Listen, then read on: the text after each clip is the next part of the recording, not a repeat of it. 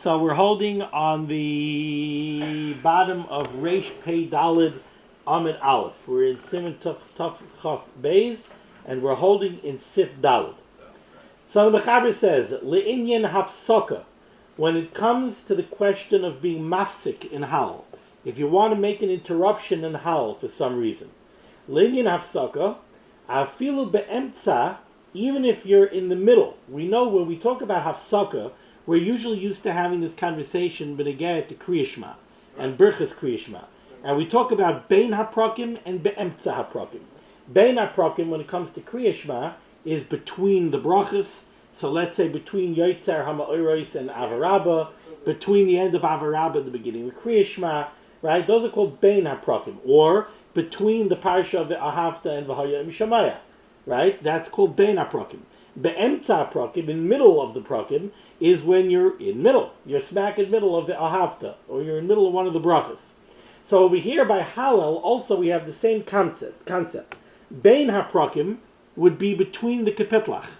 So if you're between Ema Banim Smecha Halaluka is the end of the first kapitel, and B'Tzeis Yisrael is the beginning of the second kapitel. So if you're between over there, that would be called Bein HaPrakim.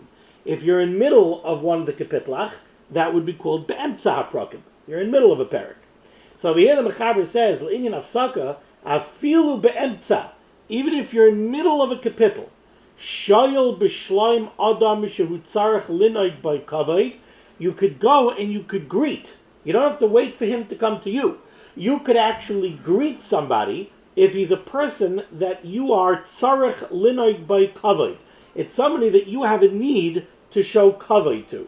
Now, if you go back to Hilchas Kriyashma and you look in Siman Samach Vav Sif Aleph, over there the Mechaber uses a very similar lashon, and over there the Mishnah Berurah defines what's called somebody that you have to give kavod to. The Mishnah Berurah says, Adam shero'i lahaktim loy shalom, a person who it would be proper for you to go over to him and greet him. You don't wait for this guy to come over to you, right? So Reuben comes in, you don't sit back and wait for Reuben to come to you. The Rishiva comes in, you go over to the Rishiva, you give him shalom. And the examples that the Mishnah Berurah over there uses are Kigoin Zakein, an elderly person, Oy Tamil Chacham, or a Tamil Chacham, Oy Ashir Shero'i Lechabed Loy Machmas Oishroi, or a wealthy person who is deserving of kavod, Machmas Oshroi. It's very interesting lashon that the Chavetz Chaim uses. Not every Oisher is roi for kavod Machmas Oshroi. Yeah, there is a makom to be mechabed ashirim. Even though one of my son's favorite lines is, if you want to know what the Rebbeinu Shalom thinks of money, just look who he gave it to.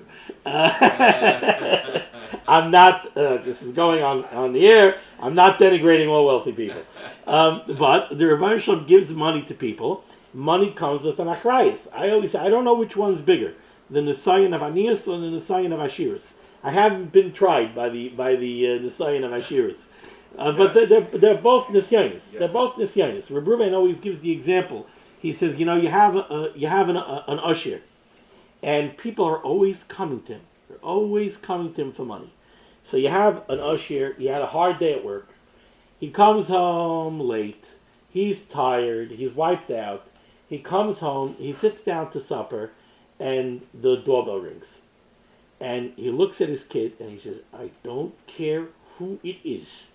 Nobody is talking to me now. Anytime there's an ani standing outside, the guy needs, he doesn't have, Daddy said nobody, door's closed. Now, in a way, you can empathize with the guy.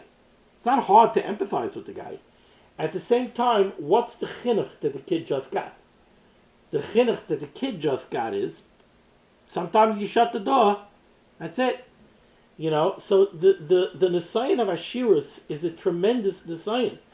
Also, an usher, especially if we go with Reuben's formulas, the amount of money that an usher is mechuyev to give away, like Reuben always says, an usher, the Bill Gates of the world, right? A guy who's worth billions and billions. He says the cheshbon of Meiser and Chaimish and this and that doesn't apply to a billionaire. The amount of money, people don't have a comprehension of how much money $1 billion is. The billionaire cannot use that money if he tried. He could go out and buy himself a Lamborghini, and he can go and buy himself a Shabbos house, a weekday house, a summer house, a winter house, and 6 cars and a new suit every day. He's not gonna use up the money that he has. So why did Rebbe Shalom give it to him? The Rebbe Shalom only gave it to him so that he could be a gizbar, and he could figure out how to give it away. That's why the Rebbe Shalom gave it to him. So you got to give away millions. You got to give away hundreds of millions. And is that the hasaga? Does even the guy who's a big balt stalker, does he have the hasaga that he's going to give away hundreds of millions of dollars? Or he gives away $10 million, and what do you mean? He gave away $10 million. So the Nisayan of Ashiris is a tremendous Nisayan. It's not an easy Nisayan. I had this conversation with my kids once. I said, I went with my kids, and I said, we'll buy a lottery ticket. So I looked at the lotteries, and I said, how much is the prize for this one? I don't want it. How much is the prize for this one? So there was one that had a prize of $20,000. I said, $20,000 I'll take. $20,000 I'll buy a ticket. If the Rosh gives me $20,000, I could wipe out my chayvus, and maybe I could have a couple of dollars. But to win $100 million, I told my kids, what am I going to do if I win $100 million? What am I going to do? It's going to change my life drastically. And not it's going to change my life drastically because now I'm going to go buy, I don't want a fancy house. I don't want it. I don't want to raise my kids that way. So what am I going to do? I'm going to have to now spend my day figuring out how to give away the money. So then what does that mean? I can't just open up the doors and say, everybody come and take. That I'm not being achroi. The Rebbe Shalom gave me the money, I have to be achroi for the money. So I can't just throw the money. So that means a guy comes in and he says he needs money. I got to ask him what, when, where, how. A moisid comes, they need money. What are you going to do with the money? You want to build a building. Why do you want to build a building? Why am I giving the money to you to build a building instead of him to build a building? Maybe that moisid has a real need for the money and you maybe don't. Maybe Klal Yisrael needs that moisid and Klal Yisrael doesn't really need your moisid. So is this what I want to sit and do all day? No, it's not. So what am I going to do? So I'm going to hire somebody. And if I'm going to hire somebody, if he doesn't do a good job, that's my problem. It's weiter my achrayus. So I got to make sure who I hire, and I got to give him the guidelines, and I got to tell him, listen, this is what I want you to do, but I want you to bring me the final decisions. Everything else, I don't want to do this. This is not what I want to do. So I don't want that Nisayan. But the Rebbe Shalom gave Ashiris to an Oisher. That means that the Rebbe Shalom trusts that Oisher. The Rebbe Shalom trusts him to meet the Nisayan. And if he meets the Nisayan and he does it right, then he's royal lechabdoi machmas oishroi. It's kumtem covered. And the truth is, we say it every week, every month, by when we bench Rosh Chodesh. Chaim sheyesh pem oisher v'chavod. So what? You think you're just asking for yourself that you want oisher v'chavod? It's also chaim sheyesh by oisher v'chavod. We need ashirim. We need ashirim. We do need ashirim. Ask any executive director. We need ashirim. The moistest for the moistest to operate and everything else without any ashirim, how are they going to do it? We're all strapped.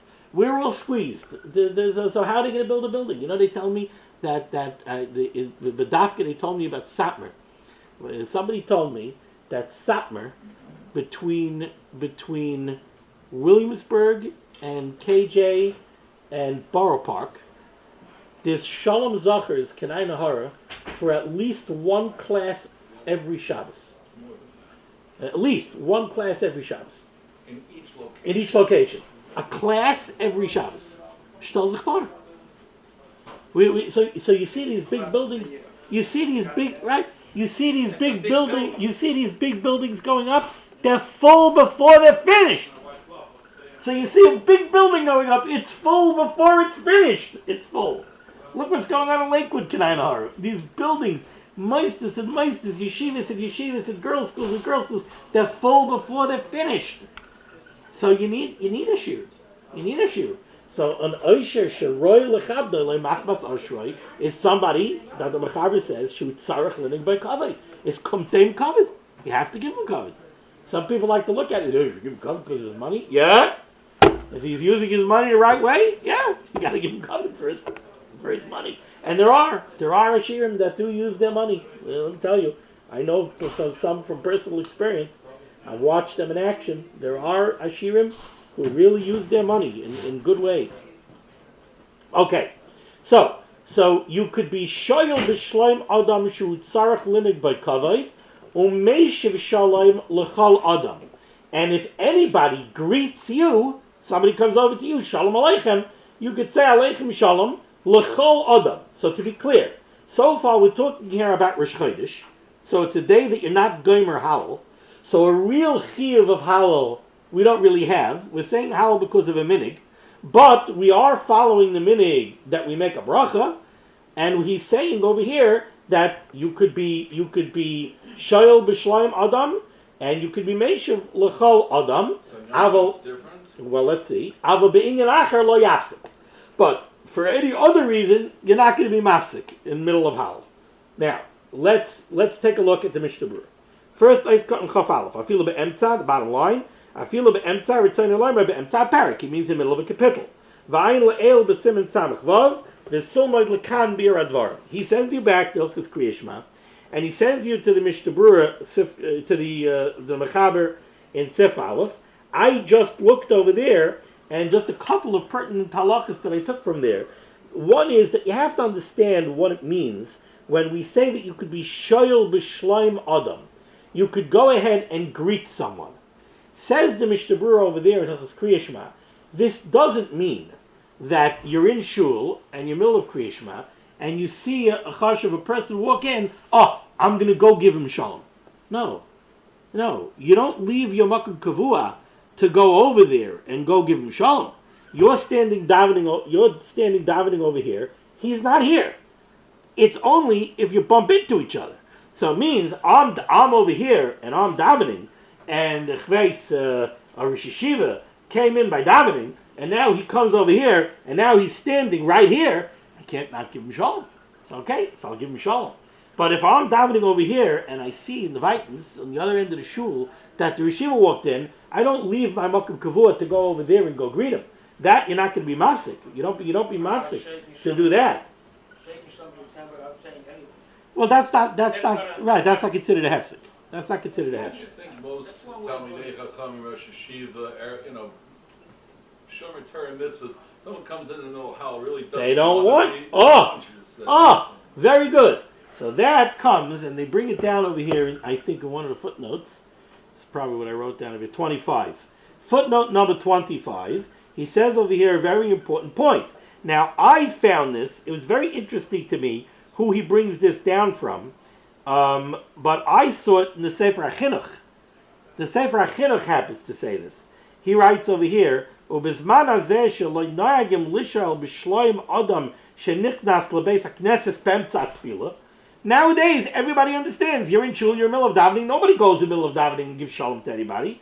Kasav le'el, the Mishnah Berurah says later, she'asa lahafsik be'emtza psuki de zimroi kriya shema. You can't be mafsik in psuki de zimroi. You can't be mafsik in kriya shema. V'af lemishu chayiv b'chvayda mipnei hayira.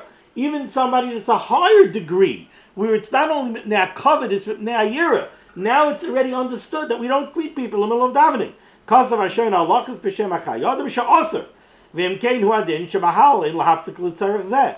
You're not going to be mafsik nowadays. This is talking about in a different day and age. What the situation was, exactly why it was that way. Maybe the tefillos weren't as kavua. Maybe the shul wasn't as kavua. It wasn't necessarily as organized. The people are in the middle of davening. But at that point in time, the minute was that somebody came in and he gave him covet. Now, like Shlomo Zalman said, Rav Shmuel Kamenetsky walks in the middle of davening. He doesn't want anybody coming over to him in the middle of Howell and giving him shalom. He understands you're in the middle of Howell. Daven, don't come over to me. So nowadays, he says it simply doesn't apply. Okay. But a rich Amaretz might. That's an interesting point. And also, again, when we're talking about an Usher who's an Amaretz, right? So, and we know that some of those guys are famously touchy. You know, I've heard. Let me tell you, I've heard these stories about the Usher who won't give money to a certain Mosid because he went to that Mosid and a guy said this or did that or looked at him funny and this and that. So it could be that an Usher who's an Amaretz, if you think that there's a makom that this guy might get offended and he's worthy of covet, then it would apply. Oif Cotton Chav Beis. The Mishnah Berurah said, "Avol be'inyan acher you're not mafsik va'afilu bein haprokim." The Mishnah Berurah says, "In any other reason you're not mafsik, even bein haprokim, even between kapitlach, you're not." Now, there's an interesting footnote here. They did a nice job in footnote 26 of trying to sort of collate halacha lamaisa. Okay, so lamaisa was tutman in the middle of Howell. So I'm going to read part of it and skip part of it. He says like this in footnote 26. Ula'anois lidvarim shebikdusha be'emtza ha'halal. What dvarim shebikdusha do you answer in the middle of Hallel, and what don't you? You're in the middle of Hallel, and you hear Kaddish, you hear Kedusha. What do you answer, what don't you answer? Kasav Ramah, the Ramah says, Shebiyamim shebehem goimrim es ha'halel. If you're talking about Yom Tov, when we say a full Hallel, or Chanukah, when we say a full Hallel, mafsik b'Hallel kederech shemafsik b'Kriyas Shema. Then the halacha of Hallel and the halacha of Kriyas Shema are the same. Shalagabei by Kriyas Shema, Kasav HaShulchan Aruch Le'el in Siman Samach Vav Siv Gimel, shemuter lahafsik ba kedei la'anois lekadish. You could answer Kaddish in the middle of Kriyas Shema, even be'emtza ha'perek. You're allowed to answer, and why they wrote the footnote this way, I don't know, because they left out very pertinent information. You could answer to Kaddish, but you don't answer everything to Kaddish. You guidelines is covered the year for the Irish to answer Kaddish. Where do you have to give Kubat more? But on the other hand, like Shlomo Zalman said, there's a big difference between an Amoritz and a Gadol and Bari Olam. Bari Olam ritzayne shaladam zeu kvaydai. So the Rebbeinu Shalom wants you to follow the halacha. You know what I mean? So the halacha is that there are certain dvarim shebikdusha we answer and certain ones that we don't. So when we say that by Kriyas Shema, can we close the door, please? Even be'emtza perek we answer for Kaddish. What that means is we answer Amen Yehei Shmei Rabbah, and we answer Amen to the Amiron Ba'alma Ve'imru Amen. Those are the two critical answers in Kaddish. Amen Yehei Shmei Rabbah and the Amiron Ba'alma Ve'imru Amen. Especially later than that, Yehei Shalom Rabbah, Tiskabel Yehei Shalom Rabbah, Yisad Shalom, that's only minig. So we don't answer to that. It appears that even Yiskadal Yiskada Shmei Rabbah, we don't answer. So it's only Amen Yehei Shmei Rabbah and the Amiron Ba'alma. Kedusha, you answer to Kedusha, even be'emtza perek in Kriyas Shema, and also in Hallel. But what do you answer in Kedusha? Only Kadosh, Kadosh, Kadosh, Hashem Tzvakos V'lochal Aretz Kavayday, that's it, and Baruch Kvayid Hashem M'Kaimai. Nothing else. Not Nekadesh, not Nagdisha, not on Shabbos M'Kaim Chamakedu Seifiyah, none of that. Only Kadosh, Kadosh, Kadosh, and Baruch Kvayid Hashem M'Kaimai. So those we would answer anywhere in middle of Kaddish, even on days that we say the complete, middle of Hallel, even on days that we say the complete Hallel. Certainly on Rosh Chodesh. Shahefsik Baydina Kalmi Kriyashma. Ula'anois Ameinu Baruchu Baruch Shemai be'emtza Hallel. How about a regular Amen to regular brachas and Baruchu Baruch Shemai? So Kasav he brings over here from Ruchan Kanievsky Shlita. Shabaruchu Baruch Shemai lo yaneh. We don't say Baruch Hu B'Shemai, which is the same halacha by Psuki de Zimra. Between Baruch She'amar and Nishtabach, you don't say Baruch Hu B'Shemai. Aval Amen Rashay La'anos. But Amen to a bracha, we should answer. Then I skip a bunch here. Vim is an interesting case. Vim Kara'u La'alois L'Torah Be'emtza HaHalel. What happens if this happened to me? What happens if you're in shul, and you're holding in the middle of Hallel, and they're holding by Kriyas HaTorah, and they call you up for an aliyah, and you're in the middle of Hallel. Kasva Kafachayim, he brings down for the Kafachayim, Shari Rachamim, Sharashoy Lalos, that you could go take an aliyah in the middle of Hallel. Va'afilu b'yamim shebehem goimrim esahal yasakei, even on Yom Tov. Shaharei din hahal kedin Kriyas Shema. V'kevin shekasav Mishnah Berurah le'el shem karu la'alis l'torah kishu kari Kriyas Shema mutal la'alis. In the middle of Kriyas Shema, you're allowed to go up for an aliyah. And I didn't have a chance to look it up. I believe that it says over there that one of the reasons you're allowed to go up to the aliyah in the middle of Kriyas Shema is because of kavod abrius. It's because of embarrassment. Do you read along with the Balkura or you don't? You know, that's an interesting question. I have to look that up. I think the answer is that you do. But I have to look that up before I say. So in the middle of Hal, you would also be allowed to go up for an aliyah. Okay. Now let's go right there. Okay. Now the Ramah on the top of Reish Peidal Amid Beis. Haga. V'dafka b'Rosh Chodesh u'Pesach b'yomim she'ein goymim halal. This halacha applies on the days that ain't goymim halal. What the Mechaber said so far, that you could be mafsik even to greet somebody. Aval kishegoymim oisayil inyan afsaka dinay kamay b'Kriyas Shema, like we just said. On a day that you finish halal, that is the same exact thing as Kriyas Shema. V'ayin l'kamon simin taf peiches Seif Aleph. Let's see the Mishnah Berurah. Ice cut and chav gimel. Those who don't make a roof in the beginning and the end, they probably have Less of a problem, sure. V'ayil kamon simin taf peiches shesham avur heitev dinei afsaka. Over there in taf peiches, the halachas of being mafsik. This is in Hilchos Yom Tov. Over there, it's spelled out more clearly. Okay, Seif Hey. Im hifsik by v'shah. Let's say for some reason you got interrupted in the middle of Hal, and you doesn't mean that you were mafsik in and you spoke. Just you have to stop saying Hal. One of the examples we'll see is, let's say something happened and now suddenly it's a makom mitunif. Let's say there's a terrible smell. Something happened. You were in the middle of saying Hal and the bathroom backed up and now you can't daven. And you were mafsik, you stopped saying Hal, v'shah, and you waited. Afilu shah kedei ligmar kulai.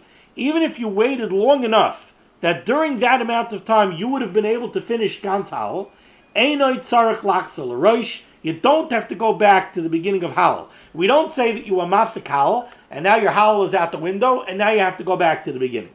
Ais Katan Chav Dalet. If you have to go to the restroom, do you say Asher Yotzar after the restroom? Probably later. I believe the halacha is like in Pesukei de Zimra, which is that you say it afterwards. I believe that's the halacha. He brought down here.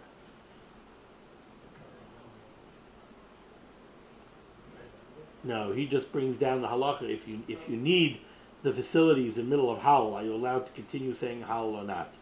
So he just brings down over here that if it's not to the degree that it's about the shakatsu, in other words, if somebody needs the facilities to the extent that Imamish can't hold out, so then he is not allowed to daven because it's about the shakatsu. But if you have to go, but you could wait, so you could continue saying Hal. I think Asher Yotzar, I wonder if we're going to talk about it here. I don't remember if we speak about it here or not. I'll check it up. I think the halacha is the same as Pesukei de Zimra. And I think the halacha is that you wait and you say it afterwards. At the end of davening or after? At the end of davening. After Shemona Esrei. I think that's the halacha. Okay, I'll try to remember to check. Okay, so Aizkan Chav Daled V'Shah, Afilu Shah Machmas Einis. Even if the reason that you stopped was because you were forced to stop. Not because of you, not just you decided to stop. And this can happen. Let's say there's a child in the room and the child has a smelly diaper and it leaks. So it's a real problem. So now you can't daven. This applies even on days that you really have a chiv to say Hal. Nami ain't tzarech laksar. Even according to the Shitas Ramah in Hilchos Kriyas Shema, Gabi Kriyas Shema, over there the Ramah says that when something forced you to stop, if you waited long enough that you could finish Kriyas Shema, you have to go back to the beginning. Shani Hal is different because we have to remember the Chal Ikrai Einoi Ela Midrabanan. Because the Gans din of Hal is a din derabanan. Kriyas Shema is a din daraisa. Hal is a din derabanan. And therefore we're not so machmer. However, he does bring down another shita. V'yesh machmirin bazeh. There are shitas that are machmer. This I saw. This he brings down from the Levush and the Bach. So he says, no, because of the shitas that are machmer, maybe you should say Hal all over again without a bracha.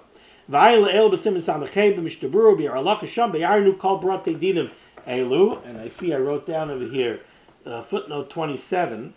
He has over here. Yeah, we pointed out over here that the whole din of Hal is midrabanan. So he just brought down a cute fact here. Umitam zeh, once we're mentioning the fact that Hal is drabanan, gam ha-mesupikim amar Hal b'rosh chodesh b'yom tov. Let's say you have a suffix whether you said Hal or not. You don't remember. You said Hal. Kasar b'shal zetshuva shagas aryeh v'huva b'shar tshuva she'enoi tzarech lachzer v'lomer Hal. You don't have to go say Hal again. Kevin suffix drabanan l'kula. It's a suffix drabanan. Okay. What? You don't lose anything by doing that. Okay. Okay. So now we're up to Sivov. Hakarei halal mafreya lo yotza. If somebody says halal backwards. Sounds like the Megillah. Yeah, backwards. He's not yotza.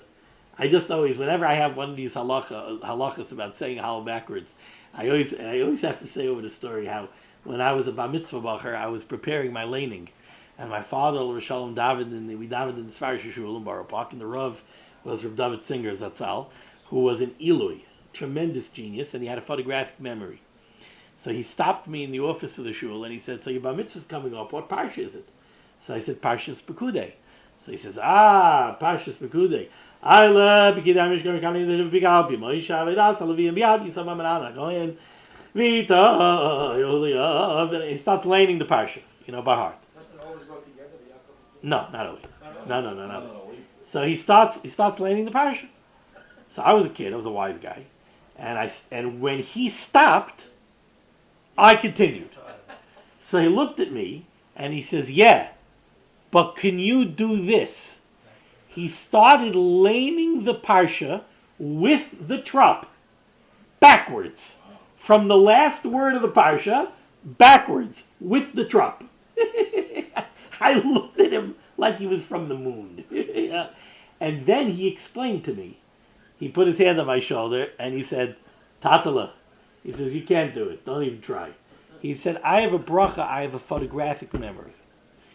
So he says, "You know what a photographic memory is?" So I said, "No."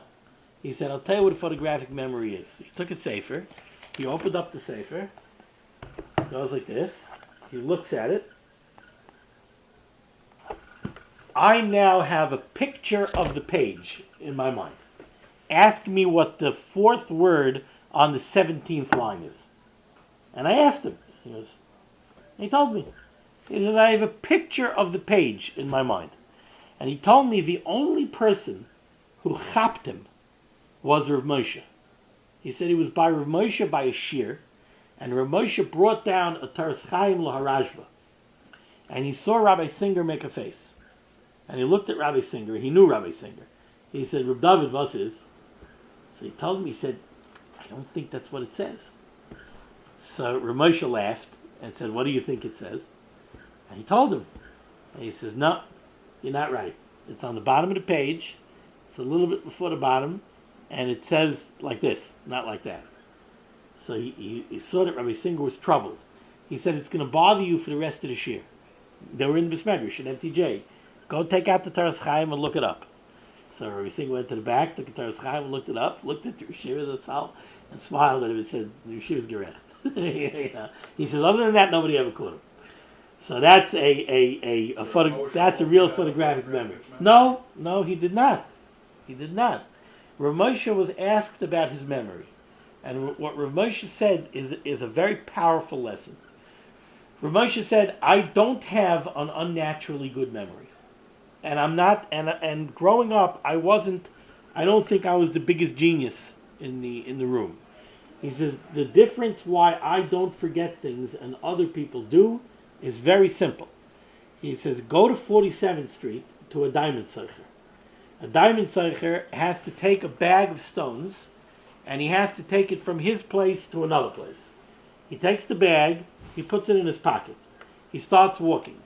Every couple of minutes, he sticks his hand in his pocket, and he checks that the bag is there. He says, by me, Torah is diamonds. I'm always checking to make sure that it's there. By other people, it wasn't diamonds. Because by them, it's not diamonds, so they dropped it. By me, it's diamonds, so I never dropped it." That's what Rav Moshe said.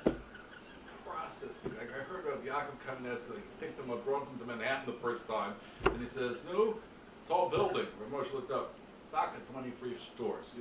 Well, I'll tell you a better one. That happened with my wife's cousin. I forgot the building. It's a famous building in Manhattan. I think it has to do with the union with either the what are those people called, the ones that work on the docks? Longshoremen. The longshoremen. Think about it to do with the longshoremen's union. It's a building where all the windows look like the portholes of a ship. They're all round. And my wife's cousin was driving the Yeshiva Zatzal to a simcha, and they drove by that building. They drove by it, and my cousin commented, "It's an interesting building, with those windows." And Rav Moshe said, "Yeah, there are so and so and so many windows." All right, my cousin, being the kind of guy, my wife's cousin, the kind of guy that he is, he drove by the building, and he counted the windows. He said the yeshiva was one off. So the next time he drove to yeshiva, he had worked up the chutzpah, and he said, "You remember we drove by that building?" He said, "Yes, I remember." He says, "You said there was so and so many windows." "Yes." He says, "Yeah, but you were one off." So he says, "No, I wasn't. You didn't count. On top of the building, there's a cubicle where the staircase goes up to the roof, and that cubicle has one window, and you probably didn't see it." So he said, "No, I didn't." He said, "Right, that's the one." So listen, there's no question he had a good head, but the question becomes, like Rabbi Ruben always says, what came first, the chicken or the egg? In other words, and this is also, I'll take the time because it's a very potent story. It's an important story. We had a bacher in yeshiva who decided, go through this every few years. This bacher decided he doesn't need to sleep because he says, so he's not going to sleep. What happens when a 17, 18-year-old bacher doesn't sleep? Right. And you don't sleep, you collapse, and either they crack. Right. Sometimes they crack. Sometimes they just fall apart physically. So you can't have this. You can't have a bacher doing this. So a bacher is doing this. So the first line of defense is that they went to Rabbi Mintz.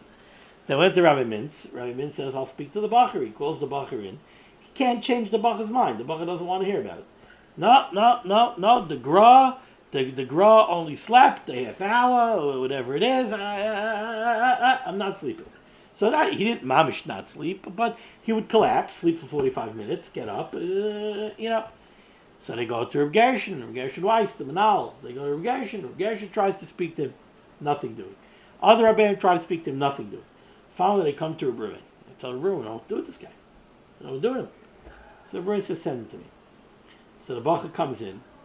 Reb Ruben tells him, the Rambam says you got to sleep 8 hours a night. You got to sleep 8 hours a night? So the bacher says, the gra.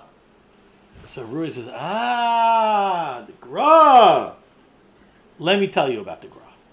He says, the gra came to the Rebbeinu Shalom with a taina. The gra came to the Rebbeinu Shalom and said, "Rebbeinu Shalom, it's not fair. You gave me a chiyuv v'yigisa b'yom v'layla. You told me I have to learn Torah Taganach, and then you stuck my neshama in a guf where the Rambam says that I need 8 hours sleep. Not fair. I want to be mekayim the chiyuv. I want to learn Yom v'layla." So the Rebbeinu Shalom says back, "Okay, you have a fair time, but let me ask you something. You have a chiyuv to learn Torah Yom v'layla. You have a chiyuv Yigisa b'Yom v'layla. You have to sleep 8 hours. What are you doing with the other 16? 16 you have. Are you using all 16? He says, until you could come to the Rebbeinu Shalom and you could say, I'm using all 16, the Rebbeinu Shalom is not mechuyev to give you more. I gave you 16 that you could use with the guf that you have. If you use all 16, then you come to me with a taina." He says, so the gra came to Rebbeinu Shalom with a taina and said, "Yes, I use all 16. Oh, you use all 16? I'll give you another one. I'll give you 17. You're using all 17? I'll give you 18. You're using all 18? I'll give you 19. He said, the Rebbeinu Shalom will keep going. Even the gra couldn't get past a half hour sleep he needed. Even the gra couldn't get past that.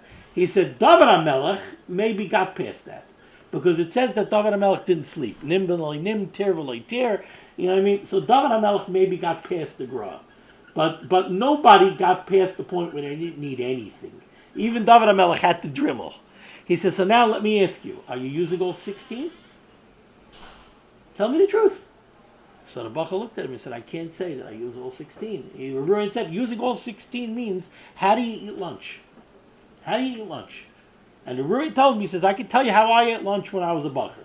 The Reuben always says over that when he was a bacher, he felt tremendous pressure. Because nowadays, yeshiva bacher are great knackers. They're fully expecting that they're going to get married and they're going to stay in Koil for 10 years. So they're great knackers. They say, I have plenty of time to learn Shas. I have plenty of time to learn Shulchan Aruch. I can make it a lifelong project. Rebbein says, when I got married, there was no expectation that I'm necessarily sitting in Koil. I know Rebbetzin Malka, Reb David's Zolzain Gesund, Reb David's Rebbetzin, told me, what do you mean? When I got married, Reb David told me he was going to be a printer. He said, you have to have a parnasa. I get married without having a parnasa. So I asked Reb David. He said, before we got married, I asked Reb David, how are we going to have parnasa? So Reb David told me, he said, look, right now I have. So right now I'm going to learn. But when I need, I'm going to be a printer. He says that he fully expected to go become a printer. Maybe that's why he became lifelong friends with Meir Zlotowitz. But he said, I'm going to be a printer. He said it never happened. He never had to. It worked out. Whatever it is, he never had to go out and become a printer. But Reuben said, I felt tremendous pressure as a bacher that I got to learn now. Because I don't know if I'm going to have time. So he said, I took meals in the dormitory. I took meals in my room. I had a Mishnayos. And he was sitting and ripping down Mishnayos. And he had a bacher who offered to bring him meals. And the bacher brought him a meal. And he ate over the Mishnayos. And he ate. And they put it down and went weiter. You know, he says, so if you come to me and you tell me that you're using all 16, then I'll tell you, ask the Rebbeinu Shalom for another half an hour. And instead of sleeping 8 hours a night, sleep 7.5. But right now, you got to sleep 8 hours a night. He says, and now I want you to come back to me in a month. And I want to tell you where you're holding in a month. A month later, the bucket came back and said, I'm still sleeping 8 hours. You know, he says, so that's the Rebbeinu Shalom gives you. So when you bring the stories about Rav Moshe, about other Gedolim, and what kind of minds they had, but we know that they had those minds when they were in their 70s and in their 80s. That's after they spent a lifetime. The Rishiva Zatzal's Hasmada, was incredible. He would take a nap in the middle of the day. He would wake up. He had a Tanakh next to him by the bed. He would pick up the Tanakh. He'd be mishing the pages in the Tanakh while he walked to the sink. Over the sink there was a shelf. He put the Tanakh on the sink over the shelf, filled up the cup, washed Negelwasser, and before he was drying his hands, he was already learning Tanakh. And then he took the Tanakh and went back with him. So if you use your mind in that way, you can come to the Rebbeinu Shalom with a taina and say, listen, you gave me a limited mind. I can't learn Kol HaTorah Kula Be'iyun with the mind that you gave me. I need a better mind. So then the Rebbeinu Shalom gives you a better mind. I always say, if you try to make a cheshbon, if you'll sit down and you'll say, I want to be Rav Moshe, I want to be Rav Yaakov. So now I'm going to take out an Excel spreadsheet, and I'm going to figure out, in order for me to be Rav Moshe, I need to finish Ar Chaim by then, Yerideh by then, Even Ezen by then, Choshen Mishpat by then. If you'll try to make that cheshbon, it'll never work. You won't come out with a plan, because it doesn't exist. You will not come up with a plan that will make you Rav Moshe. So how do you become Rav Moshe? You could only do it with Siyata D'Shmaya. It's the only way you could do it. And the Siyata D'Shmaya comes in a million ways. One of the Siyata D'Shmaya is that we saw this hundreds of times. When Rav Moshe went to look up something in a Sefer, he took the Sefer, he opened up the Sefer, and it opened up right to the right place. So over a lifetime, you know how much time you save? Over a lifetime, you save a lot of time. Right? Never forget, how many times did it happen to me that I had to look something up and I had to spend 20 minutes looking for the Sefer? Right? But the Rebbeinu Shalom could make that. You don't have to look for the Sefer. It's right there. You take it out, it's right there. So that's Siyata D'Shmaya. But in order to have that Siyata D'Shmaya, first you have to do everything that's in your power. You have to use all of your natural abilities in order for the Rebbeinu Shalom to give you supernatural abilities. Okay, so we'll stop over here.